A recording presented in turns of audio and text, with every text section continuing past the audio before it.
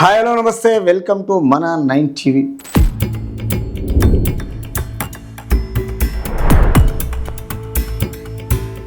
ఎవరు అడ్డొచ్చినా ఆగదు అంటే రాష్ట్ర సీఎం ఏమంటుండంటే, యువతికి నియామక కేంద్రం అందజేస్తున్న సీఎం రేవంత్, సిఎస్ శాంతకుమారి, చిత్రంలో మంత్రులు పొంగులేటి కోమటిరెడ్డి, సురేఖ గారు.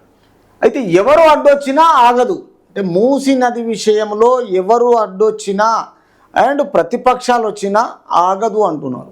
అంటే ఈ విషయంలో మూసీ ప్రక్షాళన చేసి తీరుతాము, తరతరాల తరబడి పేదలను మురికిలోనే జీవించాలా, వారి జీవన విధానంలో మార్పు రావద్దా, ఇల్లు కోల్పోయేల వారి బాధలు నాకు తెలియవా, హరీష్ కేటీఆర్ ఈటలను వారం రోజులు పేదల మధ్య ఉంచితే సమస్యలు అర్థమవుతాయి. అంటే ఈరోజు అధికారం పోయిన తర్వాత హరీష్ రావు కేటీఆర్ ఏంటంటే ఒక రమ్మిలాగా, జోకర్లలాగా పదే పదే ప్రజలను ఆలోచన చేయకుండా మూసీ విషయంలో ఈ మధ్యన భారతీయ జనతా పార్టీ నుంచి ఫస్ట్ టైము ఈటల రాజేందర్ గారికి ఈ ముగ్గురు కలిసి ఏంటంటే ప్రజలకు మంచి చేయడానికి అది ఏది చేసినా దాన్ని ఏం చేస్తున్నారు అంటే కాంట్రవర్ట్ చేస్తారు. ఈ కాంట్రవర్ట్ విషయంలో ఎప్పటికీ ఇల్లు కోల్పోయేలా వారి బాధలు తెలియవా అంటే తెలుసు కాబట్టి వాళ్లకు అధికార పార్టీ మంచి చేయాలని ముందుకు వస్తున్నది. కానీ వీళ్ళు ఏం చేస్తున్నారు, ఎప్పుడు వారం రోజుల పేదల మధ్య ఉంచితే వీళ్ళకి ఆ బాధ అనేది ఏదో తెలిసిపోతుంది. 1,00,000 కోట్లు కాళేశ్వరం ఏమైందో చూసాము. ఏం చూస్తారు, మీరు ఉన్నప్పుడేమో తినేసిరు, గమ్మున మంచిగా లూటీ చేసిండ్రు, ఇప్పుడు ఆయన ఏమో పని చేపిస్తా అంటున్నారు. అంటే ప్రజలకు అర్థమవుతుంది కదా, నోటిఫికేషన్లు ఇచ్చి నియామకాలని విస్తరించారు. 1,00,000 కోట్ల కాళేశ్వరం ఏమైందో చూసాం కదా, మీరు చేసింది లాగేసుకున్న అంతా నాకేసారు కదా.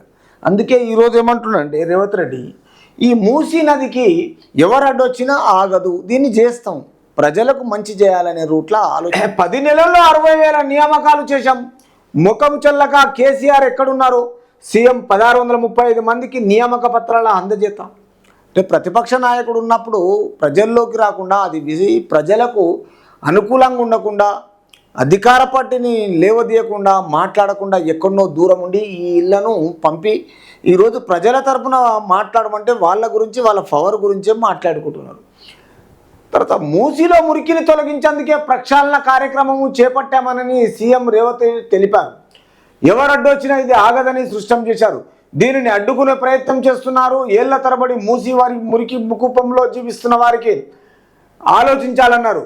మూసీ పరివాహక ప్రాంతాల్లో దుర్భర జీవితం గడుపుతున్న పేదల బాధలు అర్థం చేసుకోరా, తరాలన్నీ మూసీ మురికిలోనే జీవించాలా, వారి జీవన విధానంలో మార్పు రావద్దా అని ప్రశ్నించారు. తాను జడ్పీటీసీ నుంచి ఇక్కడి వరకు వచ్చానని, పేదల మధ్యనే ఉంటూ వారి ఇబ్బందులు తెలుసుకోలేనా అని అన్నారు. ఇల్లు కోల్పోయిన నిరుపేద కుటుంబాలకు బాధలు తనకు అర్థమవుతున్నాయన్నారు. ఆదివారం రెసిడెన్షియల్ స్కూళ్ళ principal, civils, ENC, mission Bhagiratha, ప్రజారోగ్యం, మున్సిపల్ గిరిజన సంక్షేమ, R&B విభాగాలకు సంబంధించిన అసిస్టెంట్ ఎగ్జిక్యూటివ్ ఇంజనీర్లు, అగ్రికల్చర్ ఆఫీసర్లు, ఫిజికల్ ఎడ్యుకేషన్ టీచర్లు, లైబ్రేరియన్ పోస్టులకు ఎంపికైన 1635 మందికి ప్రభుత్వం నియామక పత్రాలు అందజేసింది. ఈ సందర్భంగా జిల్లా కళావేదికలు నిర్వహించిన ప్రత్యేక కార్యక్రమంలో సీఎం రేవంత్ రెడ్డి మాట్లాడారు. గంగా, యమున, సరస్వతి, కావేరి వంటి నదుల పేర్లను మన ఆడబిడ్డలను పెట్టుకుంటున్నాము.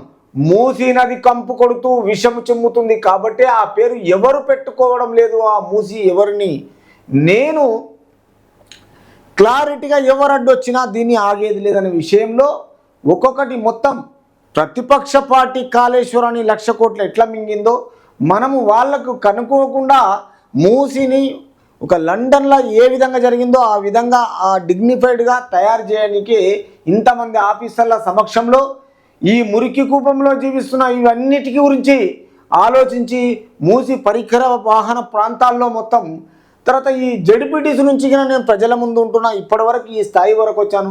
ఇల్లు కోల్పోయిన నిరుపేద కుటుంబాల కింద మాకు అర్థమవుతున్నాయి, వాళ్ళ బాధ లేదు. అధికారం రెసిడెన్షియల్ గురించి, ప్రిన్సిపల్ల, సివిల్లో గురించి